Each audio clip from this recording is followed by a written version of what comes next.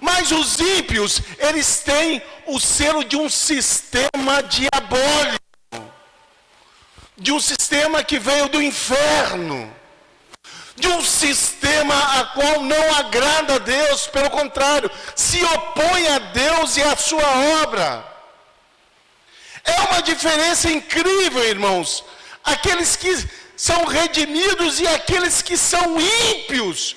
Aqueles que servem a Deus têm um sinal de Deus, tem o nome do Cordeiro na sua vida, é selado com o Cordeiro de Deus.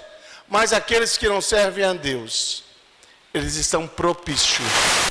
44.000 cantaram um novo cântico diante dos seres viventes e dos anciões. E ninguém podia aprender o cântico, eram os seus 144.000 que havia sido comprados da terra. Comprados da terra. Quem que os comprou?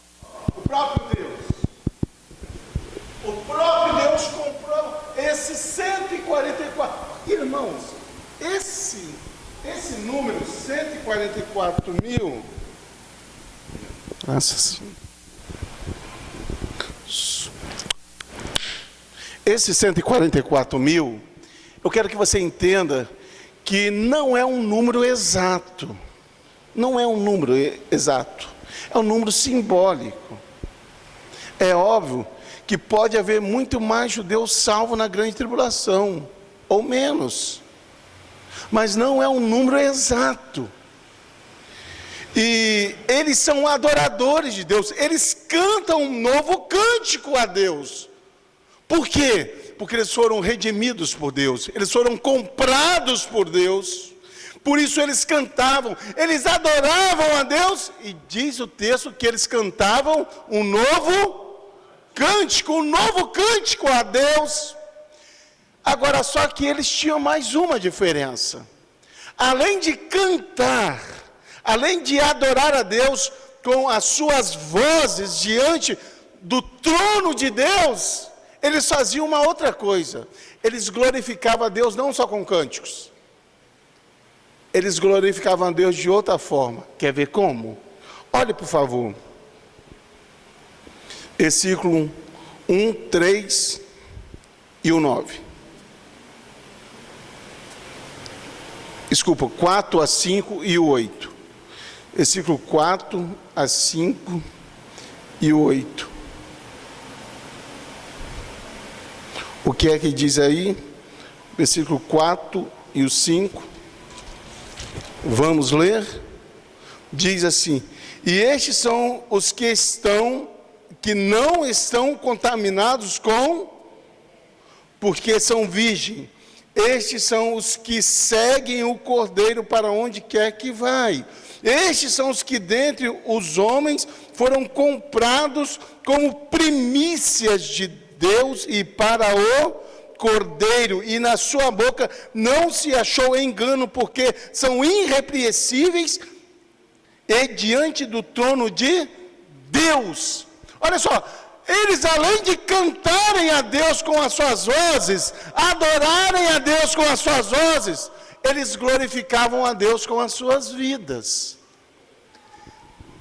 Eles glorificavam a Deus com as suas vidas. Eles viviam uma vida de louvor a Deus. Eles viviam uma vida para a glória de Deus. Eles viviam a sua vida a fim de glorificar a Deus com o seu viver. Olha só, são duas questões. Uma, eles cantavam. Duas, eles viviam. Eles cantavam e eles viviam. Eles, perante o trono de Deus, eles adoravam e exaltavam, mas também eles viviam para o louvor da glória de Deus. Eu quero chamar a sua atenção para duas questões aqui. Para aqueles que servem a Deus, que são adoradores. Os adoradores de Deus não são artistas, irmãos. Eles não são personagens de palco, de palanque. Eles não andam em vitrine. Eles não andam debaixo da luz da ribalta. Eles não querem se amostrar. Eles não querem promover show. Os verdadeiros adoradores, eles não se vendem para o sistema do mundo. Os verdadeiros adoradores, irmãos, eles procuram adorar a Deus, manifestar a glória de Deus na adoração. Eles procuram glorificar a Deus no louvor. Eles não andam debaixo da luz da ribalta. Eles não querem se aparecer. Eles não querem estar em vitrine, se promovendo, querendo tirar aplauso de homens. Os verdadeiros adoradores, eles cantam para a glória de Deus, eles exaltam o nome de Deus, eles mostram que Deus é digno de glória, que Deus é digno de louvor, que Deus é digno de honra. Não há homem, não há mérito no homem nenhum. Todo mérito e toda honra e toda glória pertence ao nome do Senhor, nosso Deus. Será que você entende isso? Nós não precisamos nos aparecer na adoração. Deus precisa se aparecer na adoração. Deus precisa ser glorificado, irmãos, no louvor. Não é eu, não é você, não é instrumentista. A glória somente pertence a Deus. Como esses 144 mil que cantavam diante do trono de Deus, adoravam a Deus, rendiam a glória a Deus. E uma segunda questão aqui, é que esses homens, além de cantar a Deus, eles viviam uma vida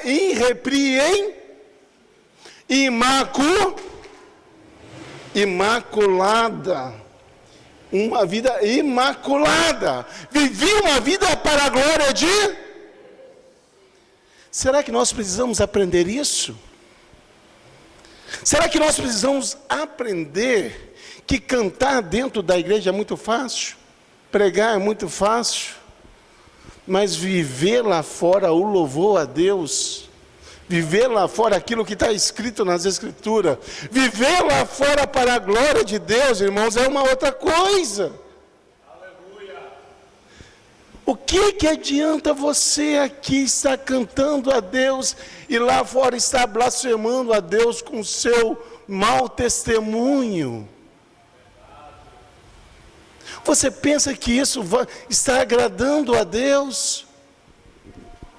O que adianta nós fazermos barulho aqui dentro e lá fora nós andamos como se fossem verdadeiros ímpios? O que adianta você ter uma voz maravilhosa e lá fora as pessoas olharem para você e não ver que você é um cristão de verdade? O que adianta isso? Será que você não entende que tem que haver diferença entre os remidos e os ímpios? Será que você não entende isso? É preciso que nós aprendamos a glorificar a Deus com a nossa vida. Esse é o eterno propósito de Deus. Esse é o eterno propósito de Deus na nossa vida. É de nós glorificarmos a Ele e gozarmos Ele eternamente. A questão é você na escola. A questão é você no seu trabalho. A questão é você para com o seu vizinho, para o seu colega de faculdade. Você é um verdadeiro adorador? Consegue glorificar a Deus com a sua vida? Ou vive blasfemando do nome do Senhor? A questão é mais séria do que você pensa. A questão vai além disso aqui. desse ambiente que você às vezes fala, irmãos, estamos num ambiente espiritual. E na sua escola, cadê o ambiente espiritual? No seu trabalho, o ambiente espiritual? Será que você consegue adorar a Deus com a sua vida? Será que você consegue glorificar com as suas atitudes? Esses 144 mil, dentro do versículo 1 até o versículo de número 9, eles cantavam a Deus, mas viviam uma vida irrepreensível, uma vida de louvor a Deus, e Deus se agradava deles. Essa é a diferença daqueles adoradores, os remidos que adoram a Deus, e os ímpios. Uma segunda questão, que há uma outra diferença. Além deles viverem para a glória de Deus, eles não se contaminaram como mulheres. Eles não se contaminaram como mulheres. Eles eram o quê? Virgens. Eles eram, quando fala em virgindade, fala em pureza. Pureza. Uma moça, um rapaz virgem. Fala em pureza. A questão aqui é simbólica. Fala que esses camaradas, eles não se contaminaram com a falsa religião. Eles não se entregaram ao ensino do falso profeta. Eles não se prostraram diante da falsa doutrina da falsa igreja. A grande Babilônia que vai se erguer na grande tribulação. Eles não se contaminaram com falso ensinamento. Eles permaneceram puros diante do falso ensinamento. Eles não se alimentaram de coisas imundas, profanas, coisas que não agradam a Deus. Eles não se renderam ao sistema mundano, sistema cosmológico mundano, uma visão cosmológica do mundo. Eles não se prostraram diante disso. Antes viveram para a glória de Deus. E eu te digo uma coisa, querido. Para você ser um remido, você não pode se prostrar diante dos falsos ensinamentos. Você não pode se prostrar diante das falsas doutrinas. Você não deve se render diante das heresias desse sistema mundano, desse sistema religioso mundano, desse sistema que não prega mais a cruz de Cristo, prega a prosperidade. Só se fala em campanha, campanha, campanha, campanha. A igreja enche, hein? Em dia de campanha a igreja enche. Fala que a sua vida vai mudar, fala que você vai ser outro, fala que daqui para frente você vai ser uma outra pessoa, promete o mundo inteiro à sua volta. Quando você sai, você continua a mesma pessoa. No outro dia você acorda pior do que antes. É um sistema mundano, onde que aqueles que pregam prosperidade para a sua vida, você não é próspero financeiramente, quem ganha prosperidade é eles. Eles enchem o bolso, você não. Será que você não entende que isso é um sistema mundano? É tempo de nós voltarmos às Escrituras Sagradas. É tempo de nós voltarmos à Palavra de Deus. É tempo de nos respaldarmos nas Sagradas Escrituras. É tempo de nós nos embasarmos na Palavra de Deus. É nós agarrarmos a nossa fé na Palavra de Deus, irmãos.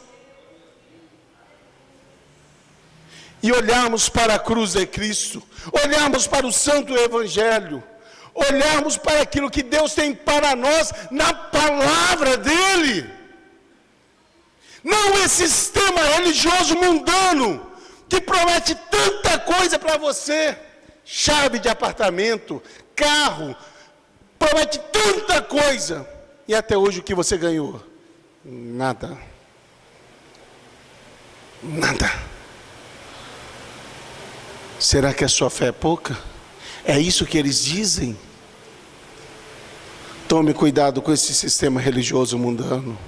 Assim como na grande tribulação, a falsa igreja, ela vai promover falsos ensinamentos, e muitos ímpios seguirão o ensinamento da falsa religião.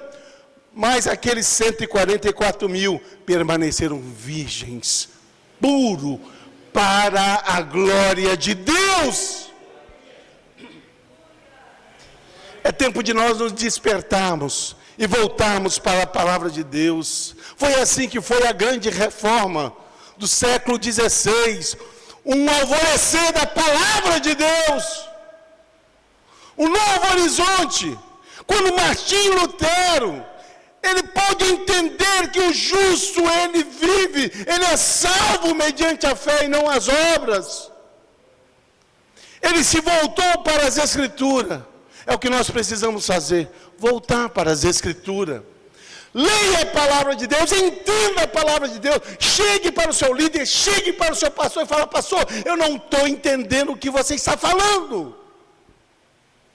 Quando eu descer aqui, fala: eu não entendi o que você disse. Quando acabar o culto, fala assim: pastor, por que você falou aquilo? Eu não estou falando só hoje, é sempre. Nós precisamos criar raiz na palavra de Deus. E esses homens, eles foram puros por não se contaminar com a falsa religião, a falsa igreja. E hoje nós precisamos ser assim, irmãos. Nós precisamos ter respaldo na palavra de Deus. Versículos 6 a 7. Versículos 6 a 7. Cai aqui um convite para todos. Cai um convite para todos.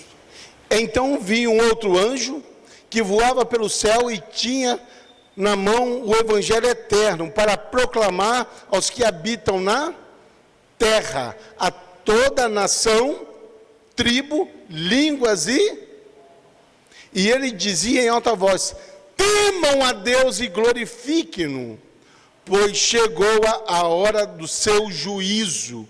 Adorem aquele que fez os céus e a terra, o mar e as fontes de água. Há uma mensagem de arrependimento aqui. As boas novas aqui, o evangelho aqui, é uma mensagem que o mensageiro, o anjo, o mensageiro, traz para que o povo temam a Deus. E eu te pergunto: como temer se não houver arrependimento? Como temer se não há arrependimento? Eu quero que você entenda que o evangelho, ele tem uma mensagem para produzir arrependimento na sua vida. O arrependimento é o único avivamento que vem num silêncio grande na sua alma. É isso aí. A mensagem do evangelho sempre foi uma mensagem de arrependimento, para que os homens se arrependam e fazem o quê? E glorifiquem a Deus. Aqui nós aprendemos algumas coisas interessantes. A primeira coisa é que Deus, em sua ira, Ele lembra da sua misericórdia. Nós estamos na grande tribulação no texto. Mas lá no meio da grande tribulação, em meio à ira de Deus, Deus ainda lembrou da sua misericórdia.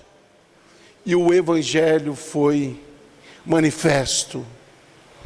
Um evangelho de arrependimento, para que os homens, para quem que são esse evangelho? É para um pequeno grupo? Não, é para todas as nações, tribos, línguas e povos. Esse evangelho é para todos na grande tribulação, para que se arrependam, para que os homens se voltem para Deus. É Deus usando de misericórdia, irmãos. É Deus manifestando a sua misericórdia em meio à sua ira, ao seu furor. Deus chamando os povos ao arrependimento. Então esse evangelho é para todos. É para todos. E para qual finalidade que é esse evangelho? Para que todas as nações, tribos e línguas e povos glorifiquem a... Sabe por que Deus te salvou? Sabe por que Deus te salvou? Será que é simplesmente para você andar com Bíblia para lá e para cá? Sabe por que Deus te salvou? Sabe por que Jesus morreu na cruz por você? Sabe por que Ele fez isso? Para louvor da glória dEle. Você foi salvo para a glória de Deus. Você foi chamado à salvação para a glória dEle. O Espírito Santo converteu a sua vida, fez uma obra na sua vida, fez algo soberano dentro de você, para a glória de Deus. Simplesmente para a glória de Deus. Se você está aqui, querido, é para a glória de Deus. Se você tem a oportunidade de estar dentro de uma igreja, é para a glória dEle. Se você tem a oportunidade de falar, eu sou um cristão, é porque você tem que falar, é para a glória dEle. Nós nascemos, nós nos movemos, tudo que acontece em nós deve ser para a glória de Deus. Foi para isso que Deus te fez, foi para isso que Deus te criou, para louvor da glória dEle. E é exatamente esse o propósito do Evangelho. Esse é o propósito do Evangelho. O propósito do Evangelho é esse. O Evangelho hoje não é simplesmente para os irmãos daqui ao redor de Vila Velha. Não é só para a Grande Vitória, não só para o estado do Espírito Santo, ou para a região sudeste, ou para o Brasil, ou para a América do Sul, ou para os continentes americanos. Não! A mensagem do Evangelho é para alcançar todos os povos. O mais vil pecador como eu e você. O Evangelho foi capaz de nos encontrar. Pense como você estava. O Evangelho te encontrou. Pense o lugar onde você andava. O Evangelho te tirou de lá. Pense aquilo que você amava. O Evangelho tirou esse amor e pôs um outro amor dentro da sua vida. O Evangelho faz isso tudo, irmãos. O Evangelho é para todos os povos, para todas as nações, todas as tribos, todas as línguas. Eles têm que, olha as bandeiras aí em cima. O Evangelho é para alcançar a todos, sem distinção. Seja o mais alto, seja o mais pequeno, seja o mais rico, seja o mais pobre, seja o mais culto, seja o mais indouto, seja o mais sábio, seja o mais ignorante. O Evangelho é poderoso para transformar a vida de todo homem que crê em Jesus Cristo. O Evangelho é suficiente para transformar a vida do mais miserável pecador, de uma prostituta, de um drogado, de um viciado, de um doutor. Seja quem for, o Evangelho é suficiente para transformar. E para isso, precisamos pregar o Evangelho. Precisamos anunciar o Evangelho, para que todos temam a Deus e glorifiquem o seu nome. Esse é o propósito da igreja na terra, glorificar a Deus. A missão da igreja na terra, nós às vezes interpretamos mal a coisa. Qual é a prioridade da igreja? Nós logo falamos ou seja, mas esse não é o propósito principal da igreja. O principal propósito da igreja é glorificar a Deus. Sabe por que você evangeliza? É um papel secundário, porque você quer trazer pessoas também para glorificar a Deus. Essa é a questão. O principal papel da igreja é louvar a Deus, é adorar a Deus, é que a glória de Deus seja manifesta. Esse é o principal papel da igreja. Então nós vemos aqui uma mensagem, um convite para que as pessoas se arrependam. E em terceiro lugar, verso 10 a 20. 10 a 20. Nós vamos encontrar o destino dos remidos e dos ímpios. Dos remidos e dos ímpios. Versos 10 a 20. O verso 10 você vai ver que o verso 10, 11, 14 a 20, olha só, o verso 10, 11, o 14 a 20, há o destino dos ímpios aqui. Há o destino dos ímpios. Quer acompanhar? Olha o versículo 10. O versículo 10, você vai ver a ira de Deus sobre os ímpios. A ira de Deus. Quando fala acerca da ira de Deus aqui, não é aquela ira que caiu sobre o filho na cruz, não, tá? Em que Deus abandona o filho. Não. Aqui não é aquela ira experimentada pelo Filho de Deus na cruz. Essa ira aqui é uma ira diferente. É um cálice diferente. Essa ira aqui é manifesta na grande tribulação, é uma resposta da santidade de Deus através da sua justiça. A ira da grande tribulação é a resposta da santidade de Deus mediante a sua justiça. É isso aqui que é a ira de Deus. Sabe o que está acontecendo aqui? A santidade de Deus está sendo ultrajada. A santidade de Deus está sendo blasfemada. Deus está sendo blasfemado. E o que é que acontece? A justiça de Deus não aguenta.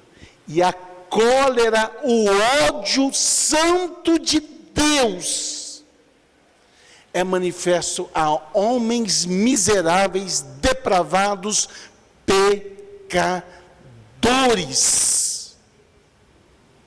O ódio de Deus é manifestado a homens pecadores.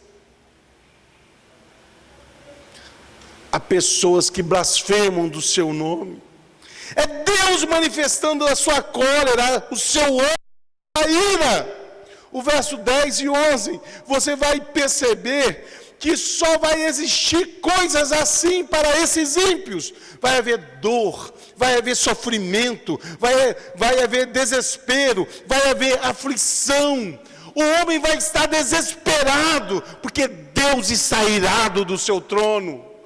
Deus está com ódio do homem. É a ira de Deus sobre os ímpios. É Deus manifestando a sua ira para aqueles que rejeitam o seu evangelho. O convite de arrependimento. Deus está irado. E o final de tudo isso. Olha o versículo 14 e 20. Há um outro julgamento aqui. Versículo 14 a 20. Há um juízo sobre um grande povo, grandes povos. São nações que na grande tribulação vão se rebelar contra Deus, e contra Israel, e contra a obra do Senhor. Há nações que vão contra tudo isso, vão estar do lado do anticristo, e vão estar contra Deus. E o que é que vai acontecer? Olha o verso 14 a 20. Há um banho de sangue, há um rio de sangue. Isso vai acontecer quando? Na grande tribulação, na grande batalha de Meguido, lá no Armagedon. Lá no Armagedon, quando o Cordeiro de Deus vai pisar sobre os montes das oliveiras, vai haver uma guerra terrível, e o Filho de Deus vai vir para julgar aquelas nações ímpias que foram contra esse Deus santo, mas em contrapartida, nós estamos vendo o destino dos ímpios, é experimentar a ira de Deus, é um povo desesperado, não tem paz, não vai ter descanso mediante a sofrimento, experimentando o ódio santo de Deus, por causa da sua santidade. Mas em contrapartida a isso, aonde vão estar os remidos? Verso 13. O verso 13. Os remidos vão estar em um lugar de descanso. Os remidos vão estar em um lugar feliz. Olha o verso 3. Felizes são aqueles. Eles vão estar felizes. Olha o contraste. O ímpio, ele está desesperado. O ímpio, ele está sofrendo. Ele está sendo atormentado. E olha, os remidos, eles estão felizes. Olha o verso 13. Eles estão felizes. E mais o que? Eles estão descansando. Eles estão descansando. É interessante que tem algumas pessoas que têm uma certa visão meio distorcida do céu. Eles pensam assim: irmão, lá no céu vai ser um lugar de descanso para nós. Chega, fecha os olhinhos, né? Vai ser um lugar de descanso. Imagina ar-condicionado no céu, um quarto refrigerado, uma cama bem acolchoada, um montão de árvorezinha, frutos, aquele jardim gostoso, você andando tranquilo mediante as árvores, quase você enxerga uma rede, sombra e água fresca no céu.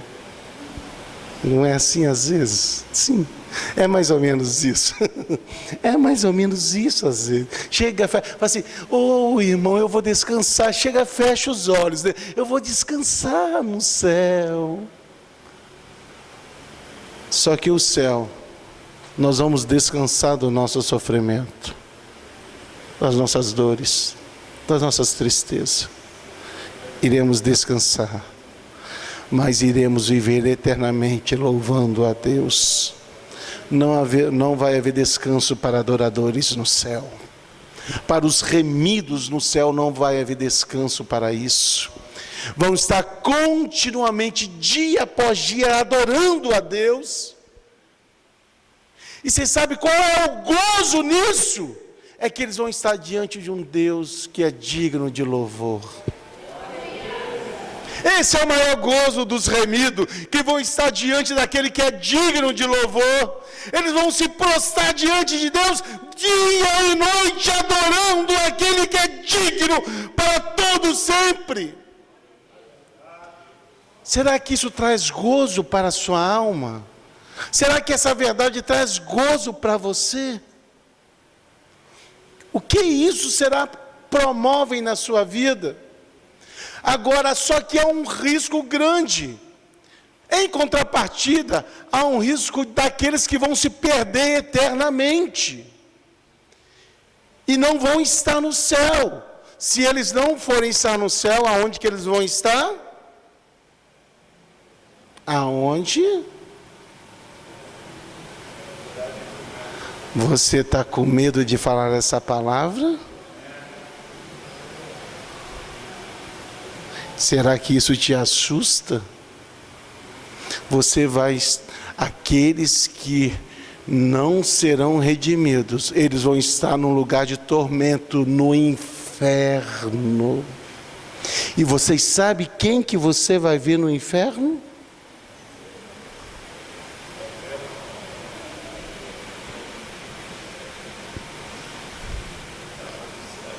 Você sabe quem que você vai ver lá?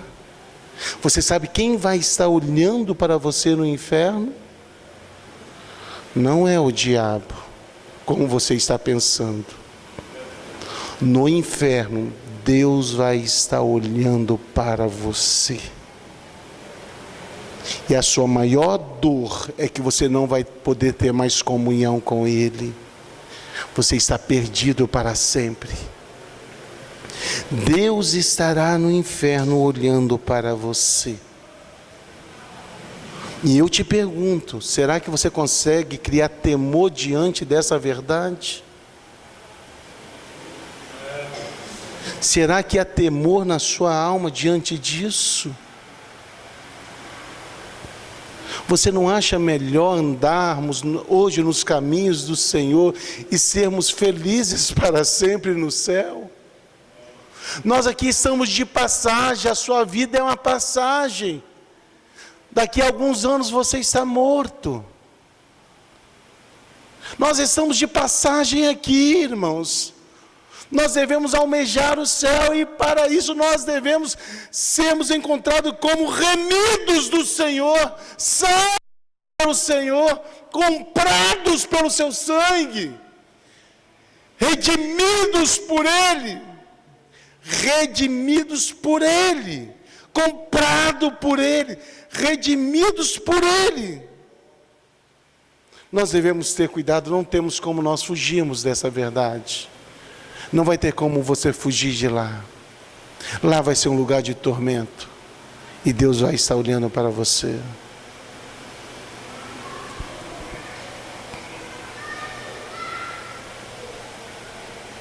Tome cuidado. Mas os salvos que estão em Cristo vão viver momentos felizes, vão descansar dessa batalha, dessa luta que aqui travaram, e vão estar em gozo eterno, louvando eternamente a Deus. E eu quero terminar nessa noite, pois eu percebo que você está meio assustado. Eu quero terminar nessa noite. Eu quero terminar pedindo para que você olhe para o versículo 12. Olhe para o versículo 12. Há uma mensagem de exortação para mim e para você. Olhe o versículo 12, por favor.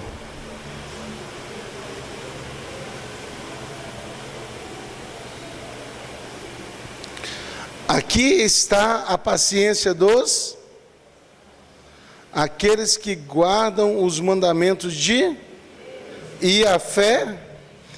Em algumas traduções aqui fala sobre paciência, fala em perseverar. Aqui está que é a tradução melhor. Aqui está a perseverança dos santos. Aqui há uma mensagem muito grande para todos nós nessa noite. Deus está nos chamando à perseverança, para nós perseverarmos mais na sua presença, para nós perseverarmos na fé, e mais do que isso, perseverar nos seus mandamentos. Olhe para os mandamentos de Deus. A coisa mais triste, irmãos, é que existem crentes que não sabem os 10 mandamentos até hoje. E mais triste ainda, que sabe todos os capítulos de Game of Thrones, mas não consegue guardar os mandamentos de Deus. Nós vivemos uma geração ignorante, inculta. Exatamente isso. Elas conseguem guardar personagens mundanos, mas pede para citar pelo menos 4 presidentes do Brasil. Eu estou falando algo real aqui. que acontece em todo o nosso país. Peça para essas pessoas não citarem os 12 nomes dos apóstolos, pelo menos 5 nomes dos apóstolos, para ver se elas vão citarem. Mas peçam elas para citarem os personagens dos filmes de hoje em dia. Aqui está a perseverança dos santos, guardarem os mandamentos de Deus. Aqueles que guardam os mandamentos de Deus, e mais do que isso, além dos mandamentos de Deus, eles guardam a fé em Jesus Cristo. Mesmo diante as tribulações, mesmo em diante as dificuldades, mesmo em diante as perseguições, mesmo sendo mal interpretado, mesmo sendo mal entendido, mesmo sendo apedrejado, mesmo sendo maldito por alguns, permaneça com a sua fé em Jesus Cristo. Lembre sempre, olhando para o autor e consumador da nossa fé. Quem é Ele? Quem é Ele? Jesus. Procure olhar para Jesus, irmãos. Procure olhar para Jesus. Certa feita eu disse aqui de um grupo de um cristão do século 17, os puritanos. Eles diziam assim: toda vez que você olhar uma vez para o homem, você olhe 2 vezes para Jesus. Toda vez que você olhar 2 vezes para o homem, você olhe 4 vezes para... Toda vez que você olhar 8 vezes para o homem, olhe 16 vezes para... Toda vez que você olhar 16 vezes para o homem, olhe 32 vezes para Jesus. Toda vez que você olhar 32 vezes para o homem, olhe 64 vezes para Jesus. Chegará um tempo que você não terá mais prazer de olhar para o homem. O seu gozo maior é olhar para Jesus. Levante, por favor. Levante-se.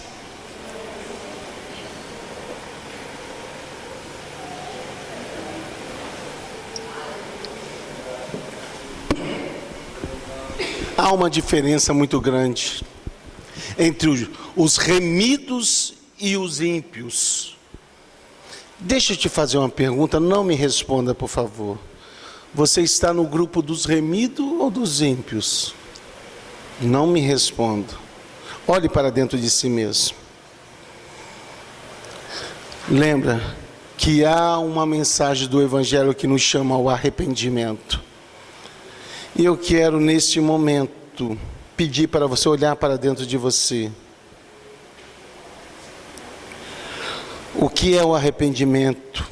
O arrependimento é o brado de um avivamento dentro da sua alma. Talvez até hoje você não conseguiu ser um remido. Mas Jesus pode fazer algo na sua vida hoje. E Ele quer fazer. Ele quer mudar a sua vida. Ele quer mudar a sua história. Ele quer mudar a sua trajetória de vida. Ele quer redirecionar a sua vida. Ele quer fazer com que você ande pelas suas veredas verdejantes. Ele quer fazer algo novo em você. Ele quer fazer algo diferente em você. Jesus quer mudar a sua vida. Jesus quer mudar o seu viver. Jesus quer fazer algo novo dentro de você. Jesus quer te dar um novo coração. Jesus quer mudar a sua vida. Jesus quer fazer isso. Feche os seus olhos, por favor.